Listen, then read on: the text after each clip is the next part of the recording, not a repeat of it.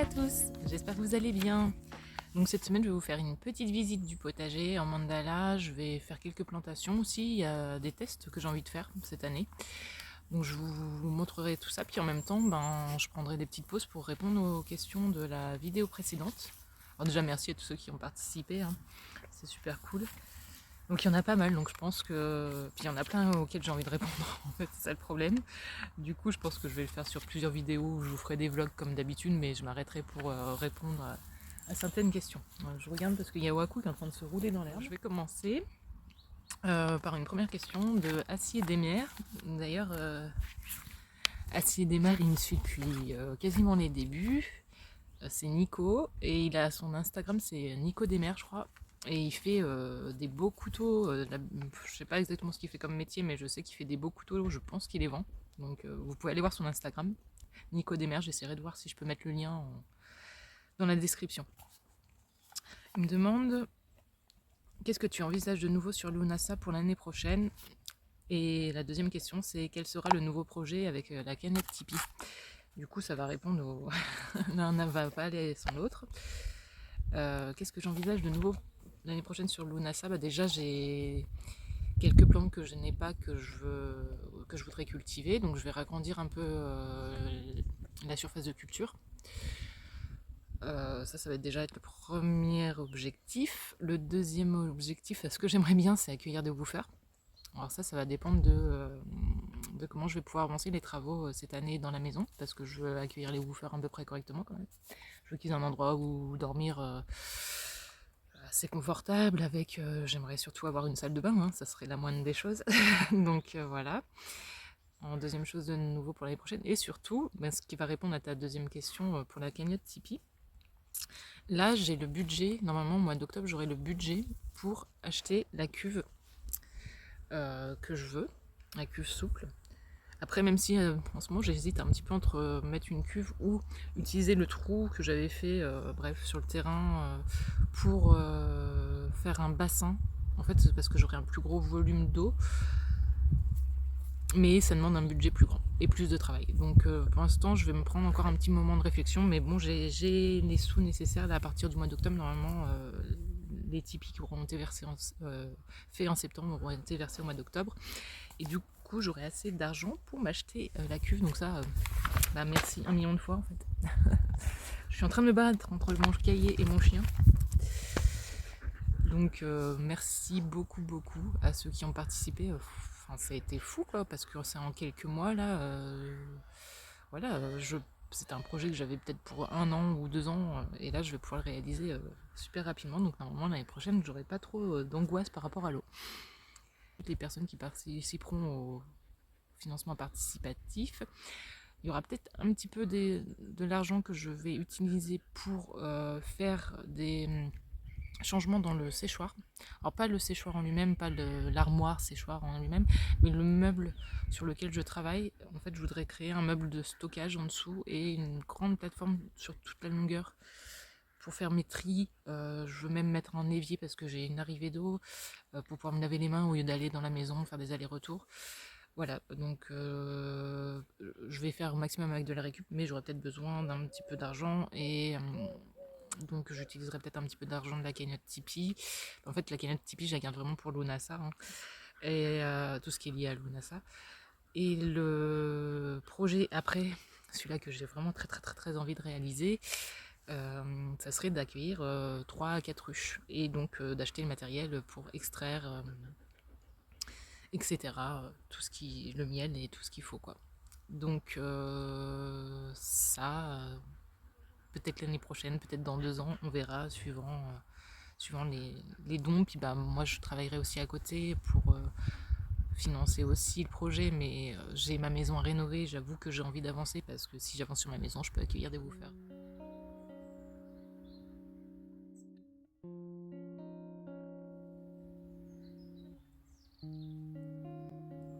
Donc je vous emmène faire un petit tour très rapide du potager en mandala, juste pour voir où ça en est.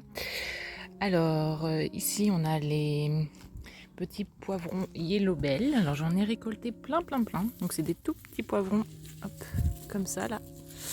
Voilà, qui sont super pour faire des apéritifs. Vous mettez du fromage frais dedans, avec fines herbes, etc. C'est super bon pour faire des apéritifs. Donc là, ils sont encore super beaux, ils m'en font encore pas mal et il y en a qui vont mûrir. Donc s'ils continuent à faire beau comme il fait en ce moment, on a eu beaucoup de jours, en fait, les températures ont beaucoup baissé là dernièrement. On a 14-15 degrés la journée, je pense 4-5 degrés la nuit à peu près. Mais ça n'empêche pas qu'il continue à mûrir tout doucement, quoi. Mais bon, c'est la fin. C'est quand même la fin pour pas mal de légumes, vous allez voir. Les légumes d'été, là, ils commencent à souffrir. Donc là, c'est des tomates roses. Elles font la tête. Mais bon, j'en ai toujours un petit peu. Je fais vraiment un tour rapide. Les courgettes, c'est pareil, ça va.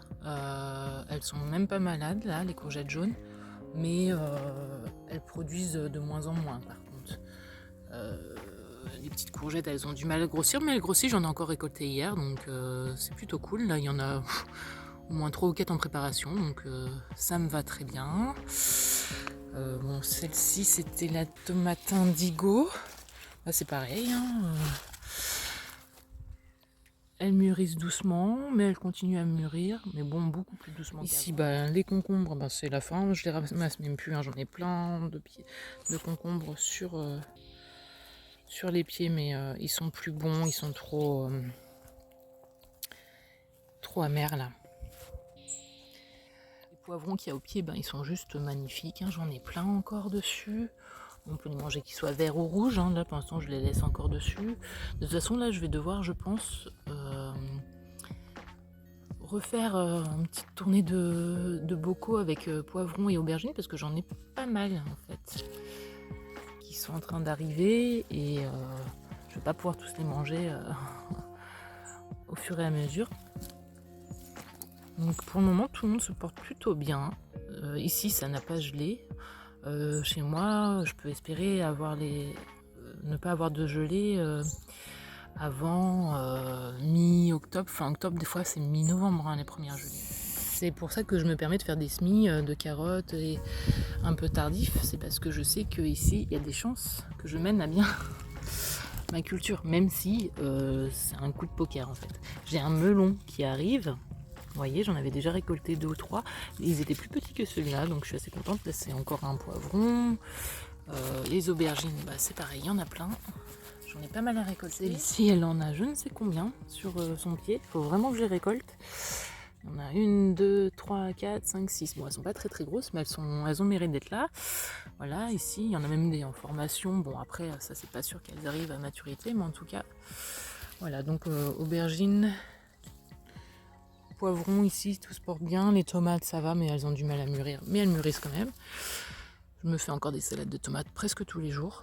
Donc sur cette plate-bande là, les choux kale, ils commencent enfin à ressembler à des choux kale. Ils ont eu du mal.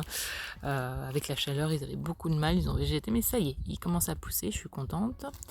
Ici, c'était les tomates ananas. Sur cette plate-bande, il y avait 3 pieds de tomates ananas et 2 pieds de courgettes vertes. Bon, les courgettes vertes, depuis le début, elles produisent beaucoup moins que les courgettes jaunes. C'est sur cette plate-bande que je vais faire des plantations. Je vais enlever mes 2 pieds de courgettes vertes. Je vais laisser mes pieds de tomates parce que si j'ai encore quelques tomates, moi, je suis contente. Et je vais essayer de faire des échalotes et de l'ail. Donc là-bas, c'est pareil, chou kale, ils vont très bien, et ça y est, ils ont bien poussé, ils sont beaux. J'adore la couleur de leur feuillage en plus. Les petits pieds de tomates cerises. Là, c'est les pâtissons. Les pâtissons, j'en ai déjà presque une dizaine à la maison. Je les garde parce que ça se garde bien. Et là, ils sont en train de m'en refaire plein. Ça y est, là, en fait, ça explose. Moi, je trouvais qu'ils ne me produisaient pas tant de fruits que ça. Puis en fait, là, regardez, juste là, il y en a 3 qui sont en développement. Là, ici, on a encore plein. Enfin, il s'est bien étalé, là. J'ai 2 pieds, donc j'ai celui-ci et celui-ci. Et c'est pareil, il est magnifique. Il me produit pas mal de fruits, là, en ce moment. Donc, c'est cool. Ça me fait des petites réserves pour le début de l'automne. Là, on a 2 petits chiens qui sont à fond. Et derrière les chiens, on a la courge violina. Alors celle-ci, au début, j'avais commencé à la faire grimper sur la toiture, mais avec la chaleur, les feuilles, elles ont juste littéralement cramé, donc je les ai laissées redescendre. Donc elle a beaucoup souffert. Et là, elle profite enfin. Elle est belle, elle est pas malade pour le moment. Donc tant qu'il gèle pas, elle va pouvoir continuer à se développer. Elle m'avait fait un petit fruit difficilement en fin d'été. mois d'août, donc il n'est pas très gros, il n'est pas encore mûr, il est en train de mûrir. Et là j'ai vu que en quelques jours elle m'en a fait un deuxième. Alors attendez, il faut que je le trouve, il est là. On a fait un deuxième et donc celui-ci, ça se trouve, il aura le temps de grandir et de devenir mature. Ça serait cool que je puisse récupérer les graines et goûter cette courge parce que c'est la première année que je la tente.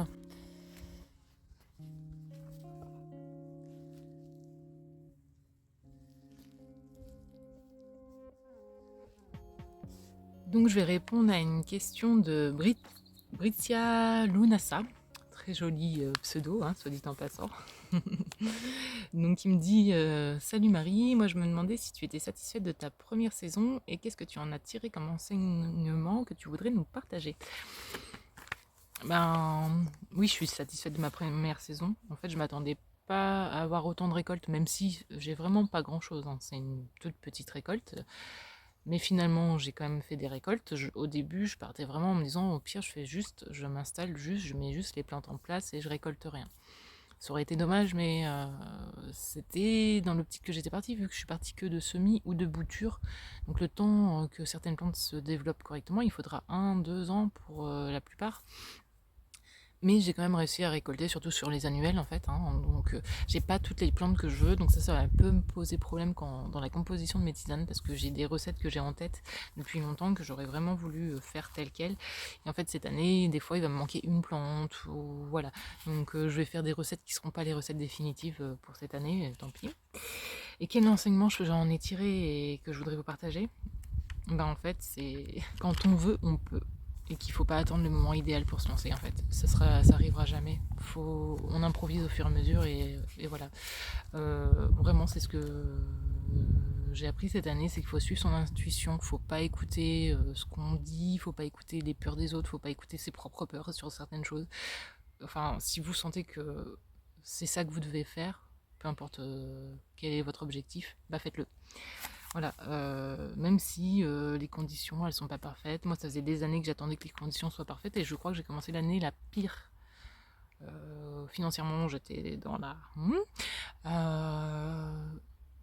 ma maison elle n'est pas faite, j'ai plus une maison correctement aménagée. En plus on a eu une grosse canicule avec sécheresse. Enfin vraiment j'ai choisi la pire année, mais en fait je regrette pas du tout et j'ai passé une super bonne année en tout cas. Potiron. En tout cas, moi j'ai passé une super bonne année. Je me suis bien amusée et en fait, je trouve ça challengeant justement. Tout aurait été parfait, en fait, je me serais ennuyée, je crois. Donc, non, faut pas attendre que tout soit parfait et quand vous avez un projet qui vous tient à cœur, mais ça tout le monde le dit en fait. Il suffit juste d'écouter ce que tout le monde vous dit. C'est quand on veut, on peut et puis. On fait, même si c'est pas grand chose, le but c'est d'être dans l'action. Voilà, faut commencer. Peu importe votre projet en fait, mais faites. Moi, ce que je faisais même il y a 1 an de ça, je faisais des petites actions pour concrétiser mon projet. C'est-à-dire que j'ai commencé à débroussailler mon terrain. Au début, j'étais au sécateur, je taillais ma haie qui fait je ne sais combien de mètres de long. Je taillais les ronces parce qu'il y avait des gros ronciers au milieu et j'ai fait ça tous les jours, tout l'hiver, un petit peu pendant 1 heure ou 2. Et tous les jours, j'avais l'impression d'avancer dans mon projet, même si c'est ridicule, en fait, ça peut paraître ridicule. En fait, non, c'est pas ridicule, chaque petit pas vous amène là où vous voulez aller. Donc voilà, en fait, faut pas trop réfléchir, faut aller dans l'action, il faut surtout suivre son intuition. Moi, je pense que si on sent que c'est le moment, qu'il faut y aller, et que quoi qu'il arrive, vous avez envie d'y aller, de toute façon, allez-y, ça sert à rien d'attendre que les conditions soient parfaites. Donc un petit tour rapide sur les 4 petites plates-bandes autour, donc c'est plus les légumes d'hiver. Donc ici c'est blettes et betteraves jaunes. Tout au bord, mais ils sont tout petits, je ne sais pas s'ils arriveront à grossir, mais avec un peu de chance, s'ils se font pas tous dévorer. Regardez, c'est des petits choux raves, voilà, que j'ai plantés tardivement. Pour tester, s'ils arrivent plus tard dans la saison, ça serait cool. Sur cette plate-bande, donc, j'ai des blettes et des betteraves roses. Et le long, j'ai des tout petits poireaux. En fait, ils ont végété tout l'été. Donc, ils sont vraiment ridicules. Voilà, c'est des petits brins d'herbe. Je pense pas qu'ils vont énormément grossir. Peut-être que j'aurai un petit peu de feuillage à mettre dans les soupes. Après, de toute façon, on en fera toujours quelque chose, même s'ils sont pas magnifiques, tant pis. Ils végétaient, de toute façon il faisait beaucoup trop chaud pour les légumes d'hiver. Sur cette plante-bande, c'est les choux raves Dina, ceux-là. Je les aime bien parce qu'ils sont jolis en fait, ils sont violets. Donc j'ai des choux raves Dina qui commencent enfin à pousser un petit peu, à grossir un peu parce qu'ils avaient eu du mal aussi. Donc j'en ai quelques-uns, il y en a quelques-uns qui ont été dévorés, mais il m'en reste pas mal. Je suis contente parce que les choux raves c'est vraiment super bon. Et là il y a une semaine et demie, j'ai semé des radis noirs des deux côtés. Donc on verra ce que ça donnera. Et il y a quelques panais à droite à gauche que j'ai calés. J'en ai eu quelques-uns qui ont levé mais j'en ai pas énormément. Et pour celle-ci, ben c'est pareil, c'est betterave rose, blette, et j'ai remis de ce côté-là, il me restait quelques choux raves, voilà, mais ils sont tout petits aussi. À voir ce que ça donnera à la fin de l'hiver. Ils peuvent continuer à grossir, hein. Là nous on peut encore avoir un mois et demi de temps doux.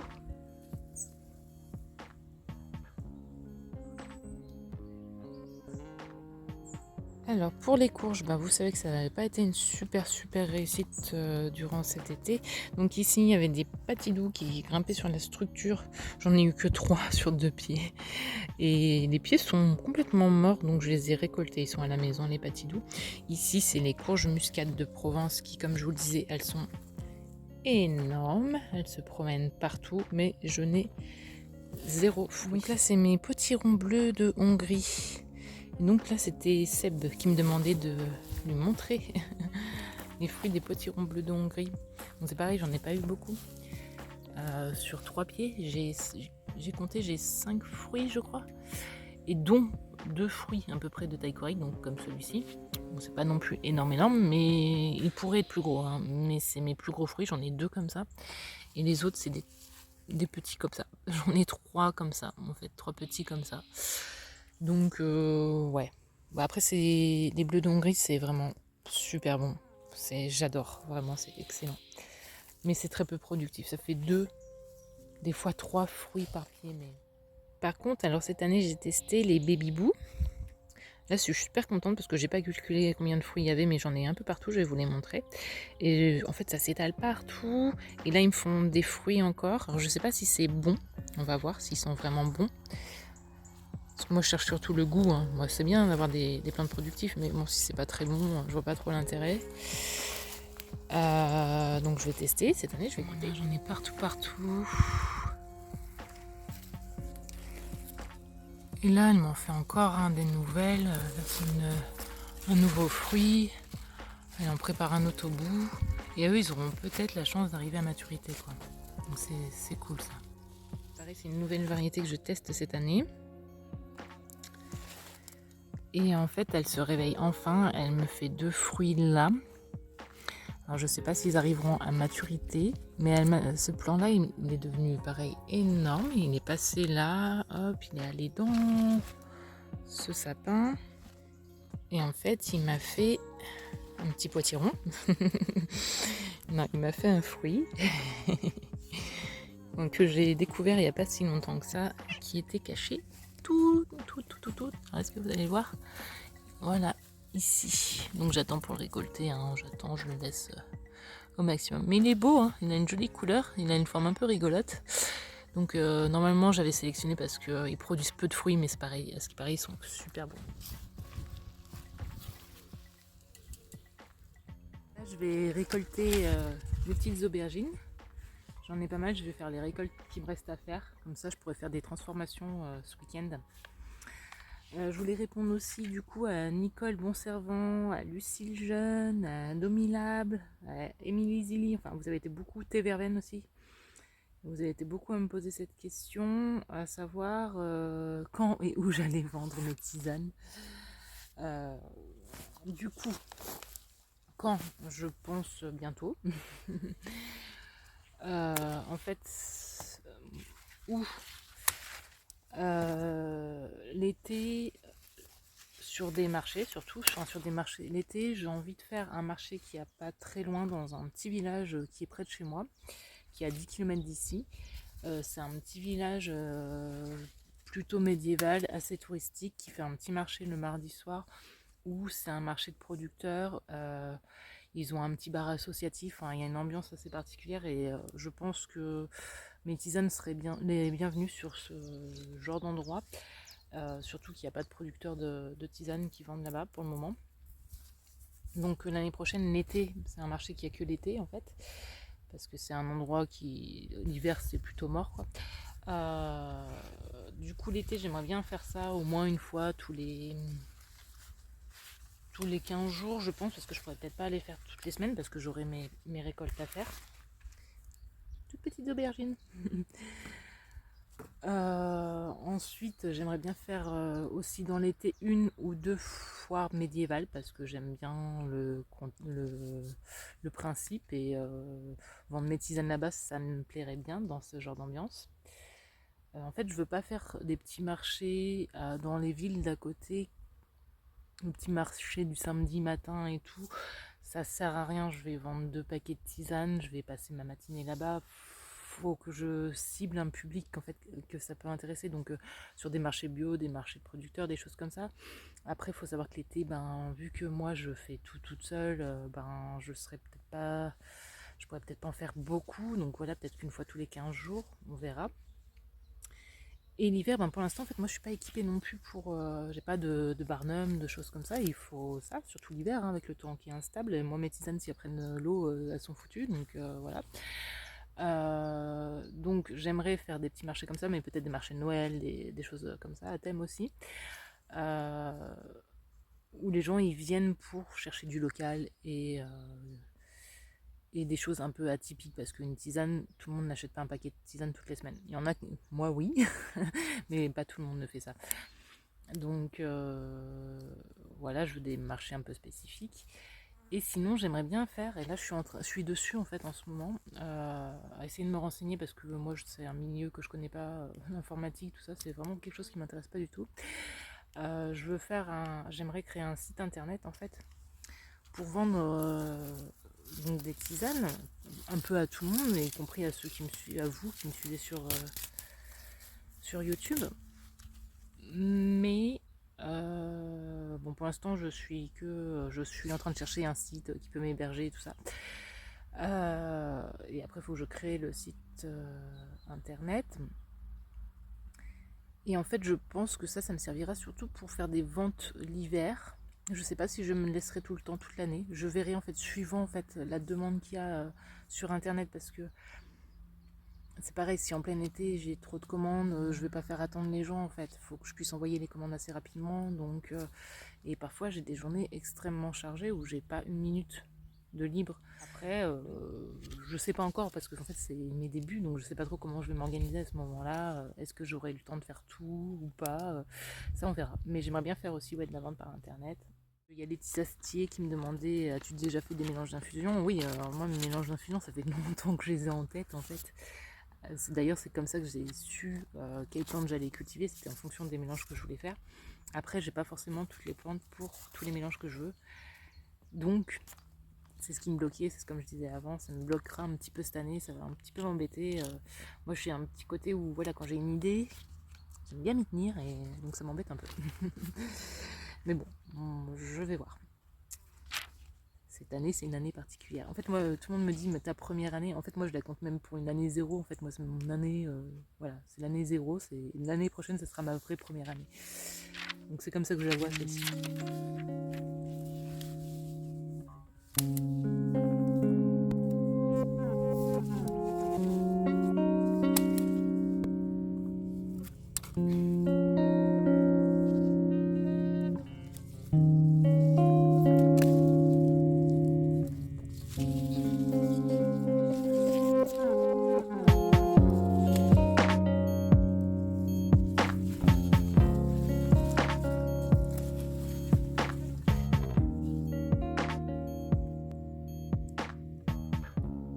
Donc ce que je veux tester là, c'est de planter en automne, chose que j'ai jamais faite, de l'ail violet et des échalotes grises. Voilà, donc c'est des variétés qu'on peut planter en automne dans le sud normalement. Mais moi, je me dis que j'ai jamais testé et si ça se trouve, ça va quand même fonctionner. On ne sait pas. Et puis au pire, ben tant pis, hein, au moins je saurai que ça ne fonctionne vraiment pas. Je vais répondre à la question de Hello qui me disait: avant de lancer ton projet, as-tu étudié sa faisabilité, compte d'exploitation, études de marché, ou as-tu favorisé ton propre souhait sans trop formaliser du reste? Eh ben non, oui, moi j'ai pas du tout fait d'études de marché et tout ça. C'est une des raisons pour lesquelles d'ailleurs j'ai pas demandé les aides, parce que ils demandent un dossier là complet, il faut faire des études de marché, c'est tout ce genre de choses. Je suis quelqu'un, quand je commence à essayer de trop planifier les choses, trop calculer les choses, j'avais commencé à le faire il y a quelques années, quand j'étudiais mon projet et tout ça, je réfléchissais à mon projet. En fait, quand vous voyez tout ce qu'il y a à faire, tout l'argent que ça peut nécessiter, toutes les démarches que ça peut demander à faire, moi si je vois tout ça sur un planning, mais ça m'angoisse et ça me tétanise. Donc en fait je fais rien. Donc je préfère faire au jour le jour. Je vois les problèmes arrivent, enfin les problèmes ou les... Voilà, dès qu'il y a quelque chose qui se présente à moi, ben, j'essaie de le résoudre et puis au fur et à mesure. Mais si je commence à prendre le projet dans sa globalité, mais moi ça m'angoisse complètement. Mais pour tout hein, dans la vie, donc non, j'ai pas fait d'études de projet, rien du tout. J'ai pas posé trop de questions.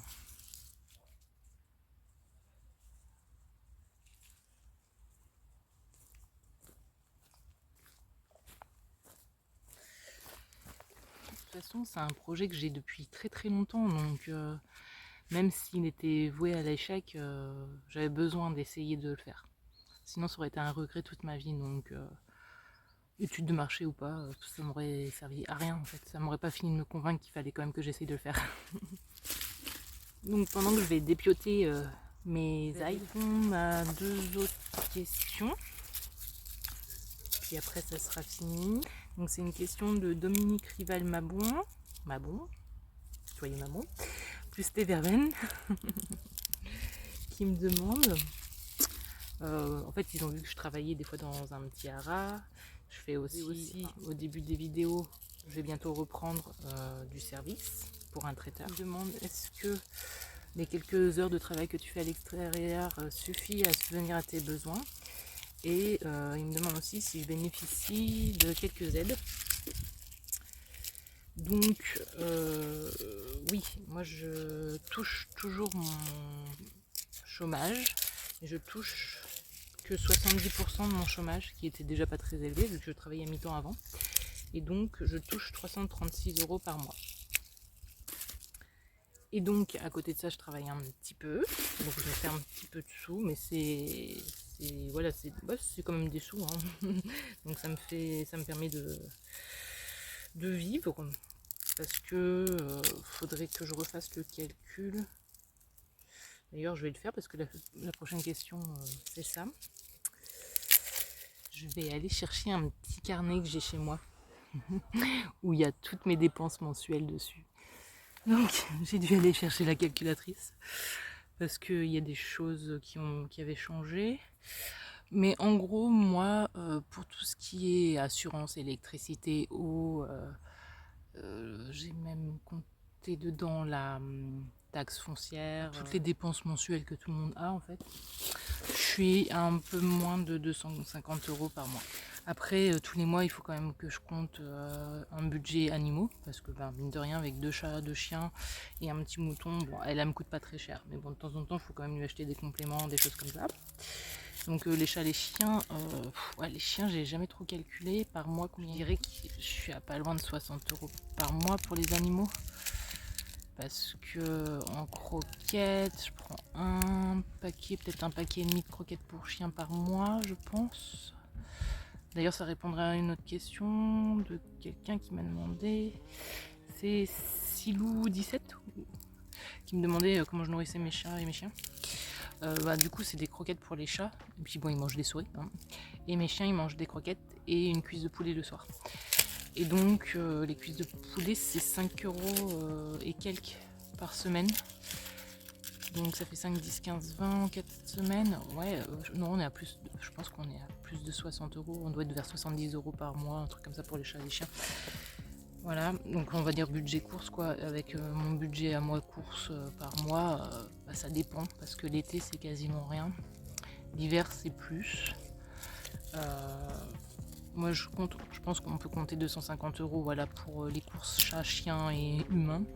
Et donc ça ferait un budget total de 500 €. Avec 500 € je peux vivre. Je peux vivre mais il faut pas d'imprévu quoi. Il faut pas un truc qui pète, la voiture, un truc à changer, il faut pas un chien malade, faut pas. Voilà. Donc là cet été en fait je vivais avec mon pôle emploi. YouTube a commencé à m'apporter un petit peu de sous, donc je suis à peu près aux alentours de 80 €. Plus ou moins par mois, ça dépend, il y a des mois où je suis plus à 60, 70, et il y a eu des mois où j'étais à presque 100, ça dépend du nombre de vues sur vos vidéos. Donc moi je suis plus ou moins à 80 €, je suis vraiment plus autour des 80 €. Donc mine de rien, ben, ça me fait plaisir quoi, c'est un petit plus quoi, ça permet de diversifier mes revenus, ça c'est cool. Et plus les travails avec les écuries, mais bon ça je chiffre pas vraiment parce que ça dépend d'une fois à l'autre. Et puis après quand je fais des travails pour le traiteur, c'est pareil, je peux pas, c'est pas un salaire fixe quoi, comme c'est en fonction de mes horaires, de ce que je fais comme travail. Évidemment, il était dur celui-là. Donc je peux pas trop dire. Le travail à l'extérieur, j'essaye de le faire pour mes travaux que j'ai à faire dans la maison en fait. Voilà, pour le moment. Comment ça se passe? Et tu me demandais, oui, penses-tu avoir le volume de plantes aromatiques et médicinales nécessaire pour atteindre ton bien-être matériel? Alors là, c'est une question, je ne peux pas. Je pense avoir prévu une superficie assez grande quand même en termes de culture, plus je fais un petit peu de cueillette sauvage. Mais en fait, les PAM, c'est le langage plantes aromatiques et médicinales, c'est un peu difficile de vous dire il vous faut telle superficie pour tel revenu, parce que déjà c'est pas de la monoculture, donc du thym quand il va sécher il va pas perdre trop d'eau, donc son poids sec sera assez proche du poids humide quand vous allez le récolter.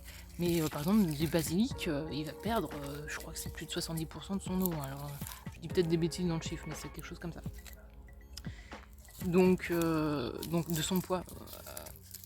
Et donc ça dépend des tisanes que vous faites, des plantes que vous cultivez, et ça dépend de trop de paramètres, donc c'est difficile à chiffrer. Et moi je pense que je saurai le jour où je ferai le bon volume, le jour où j'aurai tel volume et tel salaire. Mais en attendant, je peux pas répondre à cette question. Donc voilà, j'ai répondu à pas mal de questions. C'était des questions plutôt ciblées sur ma production, sur ma petite ferme.